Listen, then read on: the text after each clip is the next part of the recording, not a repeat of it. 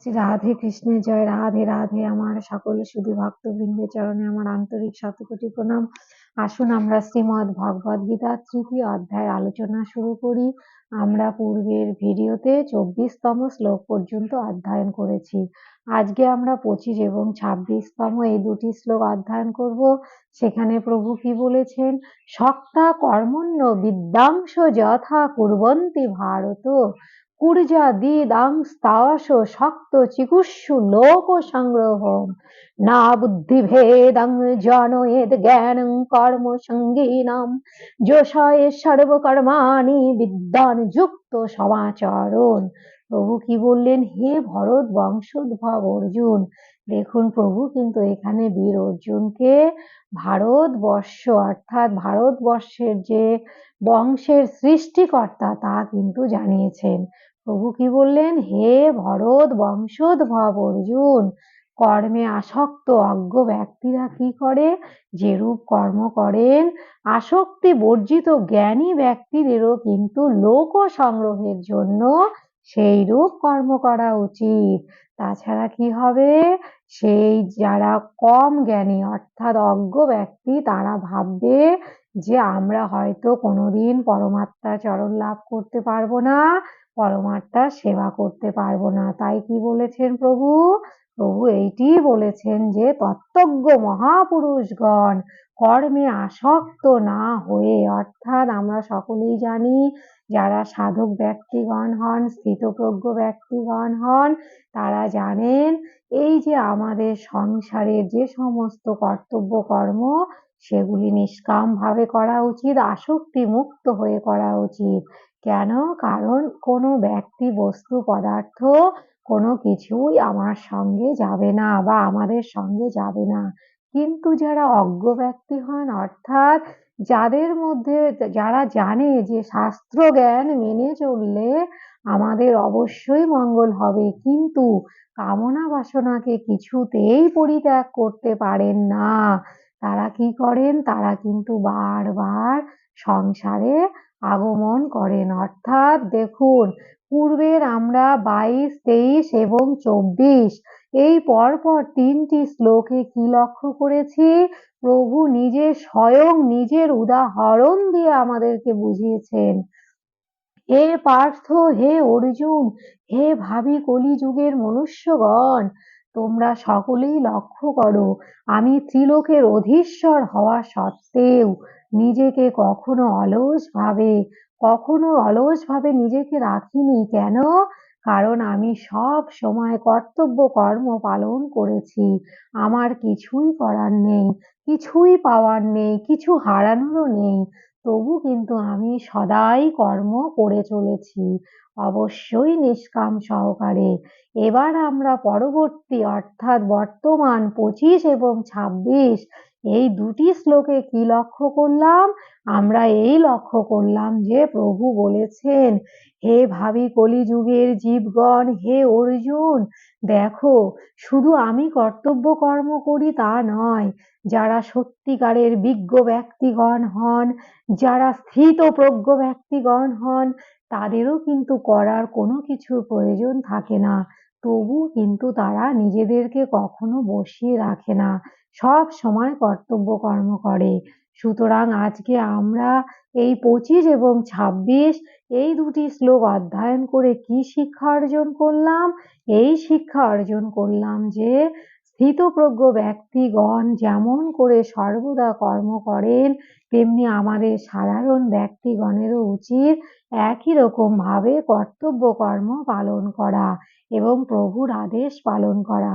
তবে আজকের এই দুটি শ্লোকে প্রভু খুব গুরুত্বপূর্ণ কথা বলেছেন। কি বলেছেন বলুন তো? প্রভু বলেছেন একজন বিজ্ঞ ব্যক্তির কখনোই একজন অজ্ঞ ব্যক্তির কর্ম নিয়ে সমালোচনা করা উচিত নয়। অর্থাৎ আমরা সাধারণ জীবগণ কি করি? সংসারের জন্য যা যা কর্তব্য কর্ম পালন করি তা কিন্তু কামনা বাসনা যুক্ত হয়ে করি। তাই প্রভু নিষেধ করে দিয়েছেন বিজ্ঞ ব্যক্তিদের, হে বিজ্ঞ ব্যক্তিগণ, তোমরা তাদের কাজের কখনো সমালোচনা করবে না, বরং কি করবে? তোমরা ধীরে ধীরে তাদেরকে বোঝানোর চেষ্টা করবে। ঠিক যেমন করে একটি শিশু বিভিন্ন রং-বেরঙের কাঁচের টুকরো নিয়ে খেলা করে, কিন্তু তারা কি করে সেই টুকরো নিয়ে একে অপরের সঙ্গে ঝগড়া বিবাদ করে। একই রকম ভাবে হে সংসারের জীবগণ, তোমরা যে এই অর্থ নিয়ে, ঘরবাড়ি নিয়ে বা ধন সম্পদ নিয়ে একে অপরের সঙ্গে লড়াই করে চলেছ, এ যেন তোমাদের শিশু সুলভ আচরণ। কেন? কারণ এই ঘর-বাড়ি, ধন-সম্পদ কিছুই তোমাদের সঙ্গে যাবে না। ঠিক একই রকম ভাবে একটি কাচের টুকরো যেমন করে একটি শিশুর জীবনে তেমন কোনো প্রভাব ফেলতে পারে না, অপরদিকে কি আমাদের সংসারের কোনো ব্যক্তি বস্তু আমাদের জীবনে অর্থাৎ আমাদের আত্মার মুক্তির জন্য কোনো প্রভাব ফেলবে না। তাহলে কি করতে হবে? শুধু প্রায়শ্চিত্ত স্বরূপ কর্তব্য পালন করে যেতে হবে। আমি তো পূর্বেই উদাহরণ দিয়েছি, ঠিক অফিসে যেমন করে অফিসের টেবিল, চেয়ার, বই, খাতা, কলম আমরা ব্যবহার করি, আবার সময় যখন ফুরিয়ে যায় সেগুলি সবকিছু আমাদেরকে ত্যাগ করে গৃহে চলে আসতে হয়। অপরদিকে দেখুন, ধরুন আপনি রেলওয়ে সার্ভিস করছেন বা সেন্ট্রাল গভর্নমেন্টের কোনো চাকরি করছেন, সেখানে আপনাকে কোয়ার্টার দেওয়া হলো। বলুন তো কোয়ার্টারটা কি আপনাকে সারা জীবনের জন্য দেওয়া হয়? দেওয়া হয় না। ঠিক আপনার যখন ৬০ বছর পূর্ণ হয়ে যায়, আপনি যখন চাকরি থেকে রিটায়ার করেন, তখন কিন্তু রিটায়ার করার সঙ্গে সঙ্গে সেই কোয়ার্টারটি আবার নিয়ে নেওয়া হয়। একই রকম ভাবে যদি আমরা চিন্তা ভাবনা করে সংসারে থাকি, অর্থাৎ এই সংসারটি যেন প্রভুর দেওয়া জিনিস। ভাবুন তো অন্যের জিনিস কখনো কি সারা জীবন রাখা যায়? রাখা যায় না। আপনি কাউকে টাকা ধার দিলেন, সেই ব্যক্তি যদি মনে করে আপনাকে ধার পরিশোধ করবে না, সে সারা জীবন সেই টাকাটি নিজের মনে করে রেখে দেবে। তবে কি সেটি কখনো সম্ভবপর হয়? হয় না। তাকে কি করতে হয়? একদিন না একদিন সেই টাকাটি আপনাকে অবশ্যই ফেরত দিতে হয়। একই রকম ভাবে আমরা যে এই সংসারে এসেছি এবং সংসারে যা কিছু ব্যবহার করছি, সবই কিন্তু আমরা সংসার থেকেই পেয়েছি। অর্থাৎ আমাদের যখন জন্ম হয়, তখন আমরা কোনো কিছুই নিয়ে আসিনি এবং আমাদের দেহ থেকে যখন প্রাণ বেরিয়ে যাবে, আমরা যখন চলে যাব, তখনও কিন্তু কিছুই নিয়ে যাব না। এই চিন্তাটি যদি আমরা সদাই আমাদের মাথায় রেখে আমরা বাস্তবে নিজেদেরকে পরিচালিত করতে পারি, তবে কিন্তু কোনো কিছুর প্রতি আমাদের মায়া মমতাও হবে না, আসক্তিও হবে না। জানেন, এই মায়া মমতা আসক্তি হলো যত অনিষ্টের মূল। এবার আসুন আমরা গীতা মাহাত্ম্য নিয়ে আলোচনা করি। প্রভু কি বলেছেন?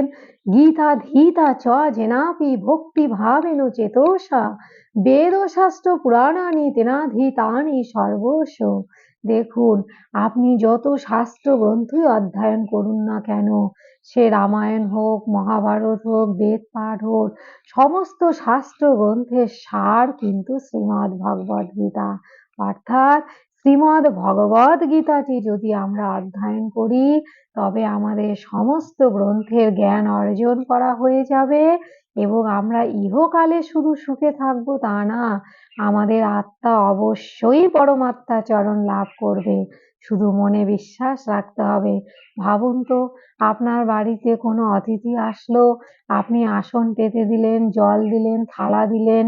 আপনার মনে যদি এবার প্রশ্ন আসে বা সেই অতিথির মনে যদি প্রশ্ন আসে, আমি কি খেতে পারবো? আমাকে খাবার দেওয়া হবে কি? এই প্রশ্ন আসাটি বোকামি কিনা বলুন তো? স্বয়ং ভগবানের কৃপায় যখন আসন পেতে দিয়েছেন, থালা দিয়েছেন, জল দিয়েছেন, তখন অবশ্যই ভগবান কৃপা করবেন তাকে খাবার দেওয়ার। অর্থাৎ আমরা অবশ্যই সেবা দিতে পারবো। একই রকম ভাবে আপনি ভগবানের সেবা করে যান, শ্রীমদ্ ভগবদ গীতা অধ্যয়ন করবেন, অন্যকে শ্রবণ করাবেন, দেখবেন আপনার কোনো চিন্তা নেই। আপনার আত্মা অবশ্যই মুক্তি লাভ করবে। কারণ ভগবান শ্রীমদ্ ভগবদ গীতায় স্বয়ং এটি বলেছেন। আর ভগবানের মুখনিসৃত বাণী কখনো অন্যথা হয় না। এই বলে ভিডিওটি আমি এখানেই বিশ্রাম রাখছি। খুব ভালো থাকবেন। রাধে রাধে।